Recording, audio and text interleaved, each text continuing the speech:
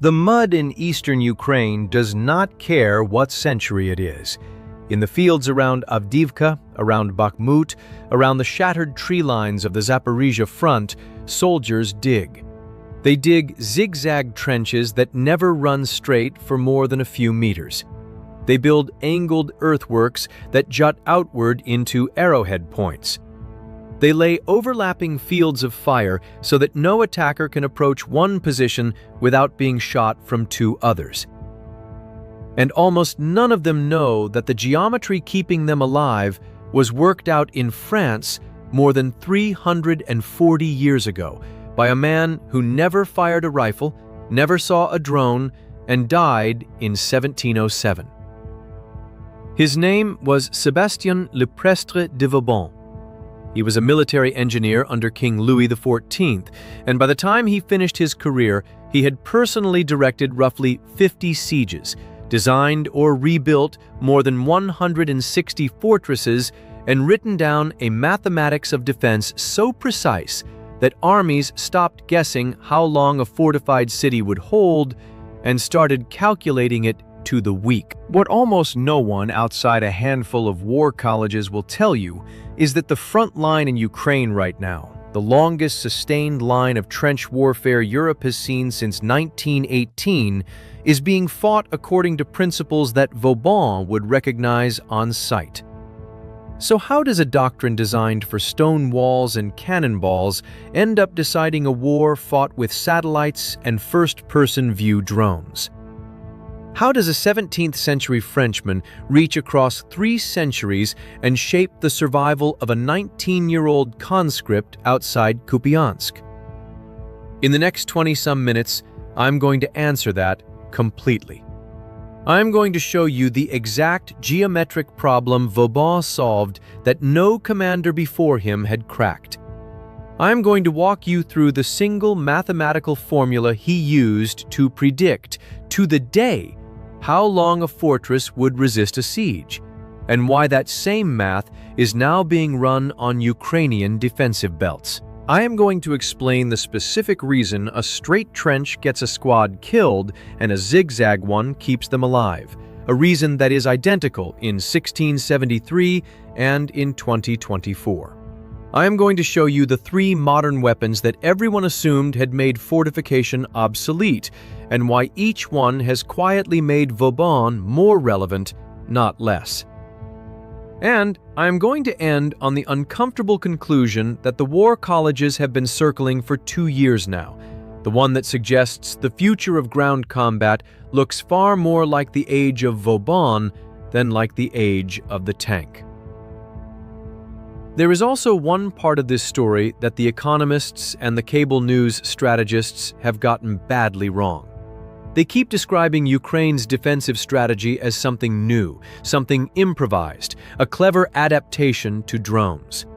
It is almost the exact opposite of that, and I will show you why later. Because the way they get it wrong is the way most people get the entire war wrong. I should tell you where I am coming from so you can weigh what follows. This channel is not a news desk, and I am not reporting from the front.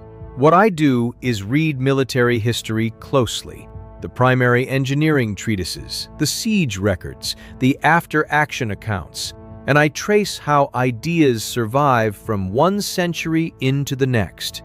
The observations here about the current war come from published open-source analysis and from the historical record of fortification itself, which is far deeper and far stranger than most people realize. I am not a soldier, and this is not military advice. It is the history of an idea, and how that idea refuses to die. To understand why Vauban matters now, you have to understand the problem he inherited, and to understand that, you have to go to a small Dutch town in the year 1572, exactly 1 century before Vauban's greatest work. For most of human history, a wall was a simple promise. Build it high enough and thick enough, and it would keep an enemy out. The great walled cities of the medieval world, with their tall stone curtains and round towers, worked on that promise for centuries. An attacker who wanted in had to climb over, dig under, or batter through, and all three were slow, bloody, and usually doomed. The wall favored the defender absolutely. Then, in the middle of the 15th century, the promise broke. Gunpowder artillery grew powerful enough to knock those tall stone walls down. The French Royal Army demonstrated it in a single campaign in 1449 and 1450, when they marched through Normandy and reduced English-held castles that had held for 100 years, some of them falling in days. A high medieval wall, it turned out, was the worst possible shape to face a cannon. It was tall, which meant it presented an enormous target and could not absorb impact. It was thin, so a sustained bombardment simply crumbled it, and its round towers had blind spots, dead ground at their base where an attacker could shelter, unseen and unshot. Consider what that did to the balance of a war. For 1,000 years, the defender had held the advantage. In the span of a few decades, the cannon handed that advantage to the attacker. Any city could now be cracked open if a besieger brought enough guns. The whole logic of European power, which rested on holding fortified places, was suddenly in question. The answer came, slowly and expensively, from Italy, which is why it is still called the trace italienne, the Italian outline. Engineers in the early 1500s asked a different question. Instead of trying to build a wall tall enough to stop a cannonball, what if you built one low enough and thick enough that the ball did not matter? They dug the wall down, sank it behind a broad ditch so attacking guns could barely see it, and packed the front with earth so cannon fire buried itself harmlessly in the dirt. A low, fat, earth-backed rampart could soak up bombardment all day. But the true revolution was not the height, it was the shape. The Italian engineers replaced the round tower with a new invention, the angled bastion. Picture an arrowhead of stone and earth jutting out from the wall, pointed toward the enemy, with two flat faces angled back toward the main rampart. Those angled faces were the entire point. From the flank of one bastion, defenders could fire straight along the face of the wall and along the face of the next bastion over. Every stretch of wall was covered by flanking fire from a bastion beside it. The dead ground, the sheltered blind spot at the base of the old round tower, vanished. An attacker who reached the wall now stood in a killing zone raked from two sides at once. That is the idea you must hold on to, because it is the idea that survives all the way to Ukraine. Not the wall, the interlocking angle. The principle that no piece of ground in front of your position should be safe from fire, because every position is covered by another. The trace italienne turned fortification from a passive barrier into an active geometry of overlapping fire. You saw it work in the most famous small siege of the age. In 1574, the Dutch town of Leiden, using exactly these earthwork principles, held against a far larger Spanish army until relief arrived, and the Spanish, unable to storm the angled defenses, were reduced to trying to starve it out. Fortification, re-engineered, had clawed the advantage back from the cannon. But it was slow, wildly expensive, and still more art than science. A trace Italienne fortress could take decades to build and cost a kingdom's treasury. And nobody in 150 years had turned it into a system. Nobody had made it predictable. That is the man who walks onto the stage now. Sébastien le Prestre de Vauban was born in 1633 into the lower fringe of the French nobility, poor enough that he began his career not as a gilded officer, but as a working engineer in the mud. He learned siege warfare from the wrong side first, as a young man serving in a rebellion against the crown, captured, then turned to the king's service. That origin matters because Vauban never romanticized war. He treated it as an engineering problem with a human cost he wanted to minimize, and that combination of the ruthless and the humane runs through everything he designed. What Vauban did was take the scattered, expensive, artistic tradition of the trace italienne and turn it into a science. He did it in two directions at once, attack and defense, and the two halves locked together, like a proof. Start with the attack, because this is where his genius is most measurable. Before Vauban, besieging a fortress was a gamble. You surrounded the place, you built batteries wherever the ground looked good, you bombarded, you sent men charging at the walls, and you hoped. Assaults on a well-designed trace italienne fortress were slaughter. The angled bastions meant that any column rushing the wall was cut apart by flanking fire from two directions, exactly as designed. Commanders lost thousands of men in frontal storms that failed anyway. Vauban refused to gamble. In 1673, at the Siege of Maastricht, he unveiled a method so orderly it looked almost like a machine consuming a city.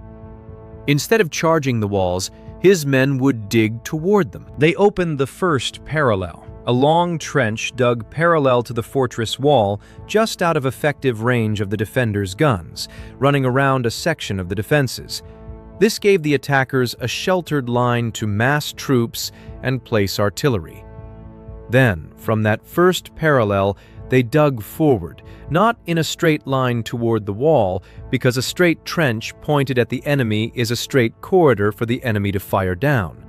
They dug in a zigzag. Each leg of the approach trench angled away from the defender's line of fire, so that no defender could ever shoot straight down the length of it. Hold that detail. The zigzag approach trench. We are going to see it again in a field outside Bakhmut, dug for exactly the same reason. At a calculated distance, the sappers opened a second parallel, another long trench running parallel to the wall closer in, and re-sighted their guns forward. Then more zigzag saps, then a third parallel closer still, until the attackers' batteries were near enough to smash a precise breach in one chosen section of wall, while the defender, unable to reply effectively, could only watch the trenches crawl inexorably toward him. Here is the part that made Vauban legendary, and it is the number I promised you. Vauban could look at a fortress and its garrison and calculate in advance how long the siege would take.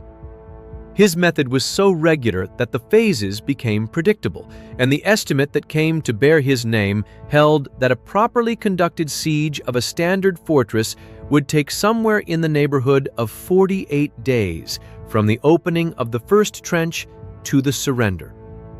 Roughly 9 days to invest and open the first parallel, then a schedule of days for the second parallel, the third, the breach, the storm.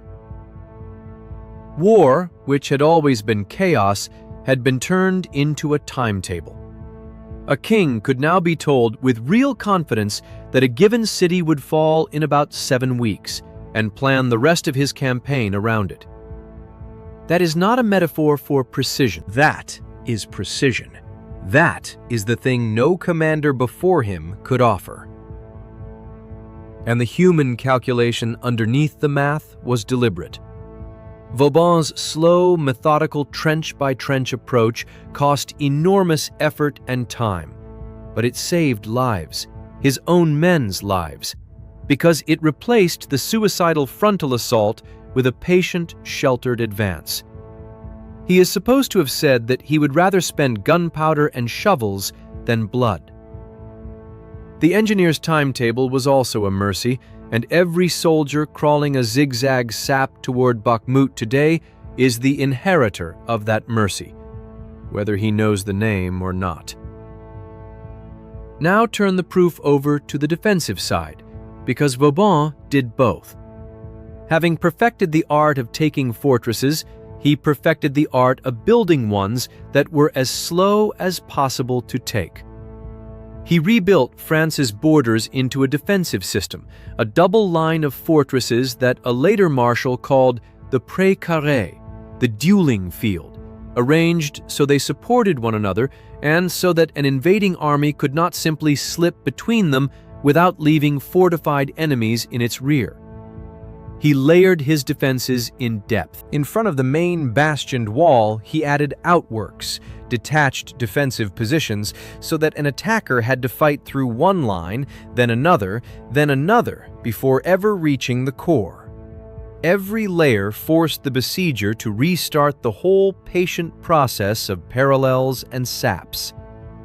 Every layer bought time and cost blood. Depth, layers, mutually supporting positions arranged so the enemy is always in someone's field of fire. Interlocking angles that leave no safe ground. A defense measured not in whether it holds, but in how long it makes the attacker bleed for each meter. Write those principles down because you have just read the operating manual for the war in Ukraine, published in the 1680s. Let me make that concrete because the leap from Louis XIV to 2024 sounds like a stretch, until you look at the actual ground. Take the first case, the one closest to Vauban's own trenches. In the long, grinding fight for Bakhmut through late 2022 and into 2023, and again in the defense of Avdiivka, Ukrainian and Russian troops both dug approach trenches to move men toward contested positions under fire. Look at aerial imagery of those trenches, and you do not see straight lines. You see the zigzag. You see traverses, the deliberate doglegs and earthen crossbars built into a trench so that no attacker who gets into one section can fire down its whole length, and so that an artillery shell or a drone-dropped grenade landing in one bay is contained by the earthen walls of that bay and does not scythe down the entire trench. That is not a new invention forced by drones. That is the exact logic of Vauban's zigzag sap and the traverse, dug for the identical reason: deny the enemy a straight line of fire and contain the blast. A soldier in 1673 angled his trench so a musketeer could not enfilade it. A soldier outside Bakhmut angles his so a first-person view drone cannot fly straight down it. The threat changed. The geometry did not. Take the second case, and this one is about depth. When people picture the Zaporizhia front, they picture a single line. It was never a single line. Ahead of the Ukrainian counteroffensive in the summer of 2023 lay the belt the press called the Surovikin line, after the Russian general associated with it. A defensive system reportedly running dozens of kilometers deep in places. It was not one trench. It was layers. A forward screen of minefields, then anti-tank ditches, then the concrete and steel obstacles nicknamed Dragon's Teeth, then trench lines, then a second belt behind that, then a third. An attacking force that broke through the first layer found itself in a killing zone, channeled by the minefields into narrow lanes that were pre-registered by artillery, then facing the next layer with its momentum gone and its vehicles bogged. The counteroffensive that summer advanced only a handful of kilometers in months against that system, and the reason it stalled is a reason Vauban would have stated flatly. The defense had depth, and every layer forced the attacker to restart the whole bloody process of breaching under fire. Replace Dragon's Teeth with detached outworks and minefields with a wet ditch, and you have the pré carré, defense in depth, the layered system that makes an attacker bleed for each successive line. 3.5 centuries apart, the same answer to the same question. Take the third case, the one that surprises people because it runs the other direction. It is not only the defender who is channeling Vauban. Look at how successful assaults on fortified positions in this war have actually been conducted, when they succeed at all. They do not, as a rule, succeed by massed frontal charges across open ground, because massed frontal charges across open ground against a layered, mutually supporting defense end exactly as they ended for the columns storming a Tres Italien bastion in the 17th century, cut apart by interlocking fire before they arrive. The assaults that work tend to be slow, methodical, preceded by relentless bombardment to isolate one narrow section, probing forward in small groups along covered approaches, seizing a position and consolidating before moving to the next. That is the tempo of the parallel and the sap. It is the patient, incremental, dig-forward advance that Vauban invented precisely because the frontal assault was suicide against good geometry. The war has, without anyone consciously deciding it, re-derived the Vauban attack, because the physics that forced Vauban to invent it are back in full force. When the defense is strong enough, the attacker has no choice but to become an engineer. So why now? Why has a doctrine that the 20th century seemed to bury come roaring back in the 21st? For most of the last 100 years, the answer to a strong defensive line was speed and steel. The lesson everyone drew from the trenches of the First World War was that static defense was a horror to be avoided, and the machine that would avoid it was the tank. The tank, backed by aircraft and radio, promised to punch through a fixed line, exploit into the open ground behind it, and turn the enemy's careful defense into an irrelevant obstacle left in the rear. The whole theory of mechanized war from 1940 onward was an argument that the fortified line was obsolete because it could be outrun. And for 80 years, that argument mostly held. Fortification became a museum subject. Vauban became a name for tourists visiting pretty star-shaped citadels in the French countryside.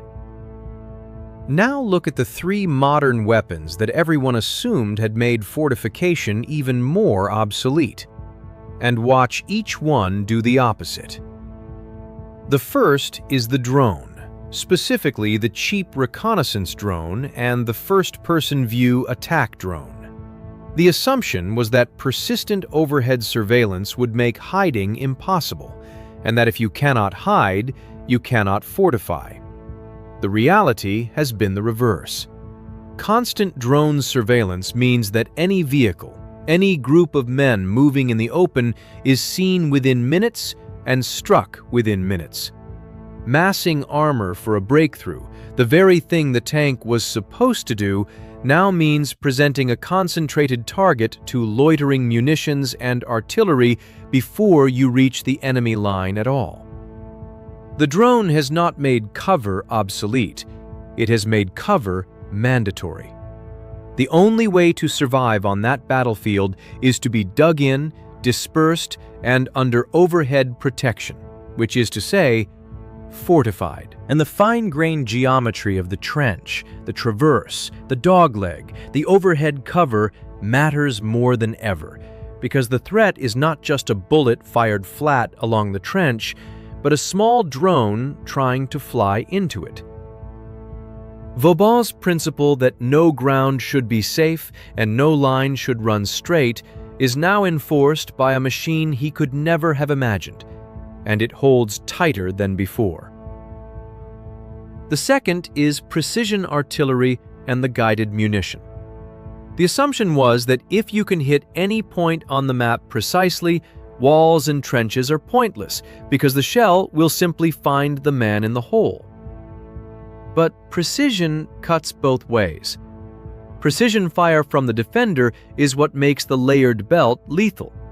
Minefields that channel the attacker into a narrow lane, and pre-registered guided artillery waiting on that lane is the modern flanking fire of the bastion.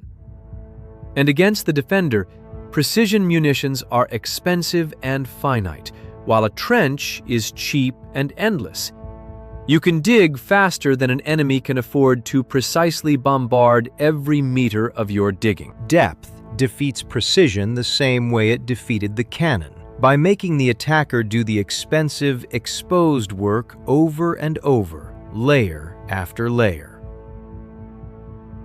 The third is the anti-tank guided missile and the top attack munition, the family of weapons that has made the open advance of armor so costly.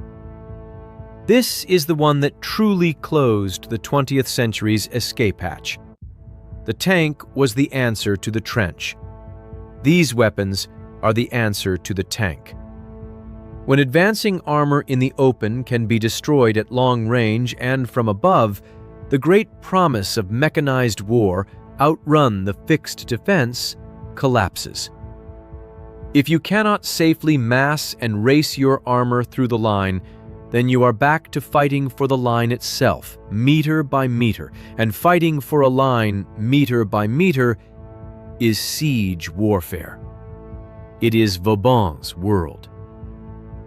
The weapons that were supposed to make fortification irrelevant have instead recreated the exact conditions that made fortification the master art in the first place. This is where I owe you the correction I promised, the thing the economists and the cable strategists keep getting wrong. They describe Ukraine's defensive belts and zigzag trenches as a clever, improvised adaptation to the drone age, something new invented under pressure. Listen again to everything we have just traced. The zigzag trench, the traverse, the layered defense in depth, the mutually supporting positions, the channeling minefield covered by pre-registered fire, the patient dig-forward assault. None of it is new. All of it is the direct re-derivation of a doctrine that was mature in 1685. It was not invented under pressure. It was rediscovered under pressure, because the physics of the battlefield swung back to the conditions Vauban was solving for. And when they did, soldiers with no knowledge of the man reinvented his solutions from first principles, because his solutions were never really about muskets or cannon. They were about geometry. And geometry does not expire. Calling it a new adaptation is like calling gravity a clever new idea because you watched an apple fall. The right question was never, how did they invent this? The right question is, why did we ever think we had left it behind? There is one deeper move here that even most careful commentary misses, and it is the one I find hardest to shake. Vauban's real genius was not a shape. It was a way of thinking, the conversion of war from gamble to calculation. He looked at a fortress and saw a solvable problem with a knowable timetable, and he priced every attack and every defense in the hard currency of time and blood. What the war in Ukraine has restored is not just his trench shapes, it is his arithmetic. Both sides are now, in effect, running Vauban's equation. How many days, how many shells, how many lives to advance the line by how many meters? When you read that an assault gained 200 meters at the cost of a company of infantry over a week, you are reading a line from Vauban's ledger. The war has become, at its grinding core, a calculation of the cost of ground, conducted at a tempo he set. If your defenses are all recent improvisations, this way of thinking does not apply to you. But no serious defensive system on that front is a recent improvisation. They are all, whether their builders know it or not, entries in a book Vauban opened 340 years ago. That leaves the uncomfortable conclusion the war colleges have been circling, and I will state it plainly. For a century, We treated fixed fortification and siege warfare as a closed chapter, a quaint prelude to the real, mobile, decisive war of tanks and aircraft. The evidence from Ukraine suggests we closed that chapter too soon. When surveillance is total, when precision fire is cheap enough to be everywhere, and when the open movement of armor can be punished from the air, the battlefield does not become more fluid. It congeals. It returns to lines, to depth, to the patient and murderous arithmetic of the siege. The future of ground combat, on the evidence, may look far less like 1940 and far more like 1673, with drones in the place of muskets and guided missiles in the place of cannon, but with the same underlying truth. The defender who owns the geometry owns the ground, and the attacker who wants it must become an engineer and pay in time. Sébastien Vauban died in 1707, out of favor at court, having spent his last years writing not about fortresses, but about the misery of the French poor, arguing for a fairer tax, which the king rejected. He was buried, and much later, his heart was placed, on Napoleon's orders, in the Church of the Invalides in Paris, among the soldiers of France. He would, I think, be dismayed to learn that his geometry is once again keeping men alive and killing them in the mud of Europe. He built his systems to make war more predictable and, in his strange way, less wasteful of life. He would recognize the trenches outside Bakhmut on sight. He would recognize the layered belt across Zaporizhia. And he would recognize, most of all, the arithmetic, the cold accounting of days and blood for meters of ground, because he is the one who taught the world to do the sum. The wall was never the point. The angle was the point. And the angle does not care what century it is.